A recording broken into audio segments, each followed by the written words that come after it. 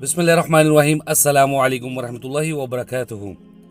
رسول اللہ صلی اللہ علیہ وسلم جب پہلی رکعت کمپلیٹ کر لیتے، دوسرا سجدہ کر لیتے، اس کے بعد جب دوسری رکعت کے لیے کھڑے ہوتے تو کھڑے ہونے سے پہلے بیٹھتے، اللہ اکبر کہہ کے بیٹھتے۔ تو اس بیٹھنے کو جلسہ استراحت کہتے ہیں۔ جیسے دو سجدوں کے درمیان میں ہم جب بیٹھتے ہیں تو اس کو جلسہ کہتے ہیں، اور جب دوسرے سجدے کے بعد اللہ اکبر کر کے ہم اٹھ کر بیٹھتے ہیں اس کو جلسہ استراحت کہتے ہیں۔ تو رسول اللہ صلی اللہ علیہ وسلم دوسرے سجدے کے بعد بیٹھا کرتے تھے، باقاعدہ بیٹھ کر پھر بغیر اللہ اکبر کے اٹھتے تھے دوسری رکعت کے لیے۔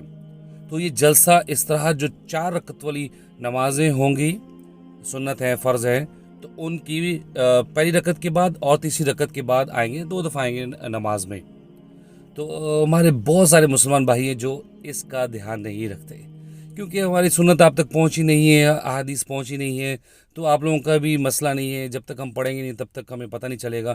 تو یہ ذمہ داری سمجھتے ہوئے میں آپ تک پہنچا رہا ہوں کہ آپ نے جلسہ استراحت اپنی نمازوں میں کیا کریں۔ لازمی تو نہیں ہے، لیکن کیا آپ چاہتے نہیں کہ جو ہمارے رسول اللہ صلی اللہ علیہ وسلم نے جو عمل کیا ہے، جو ان کی سنت ہے، وہ ہم اپنائیں؟ ضرور ہم اپنائیں گے۔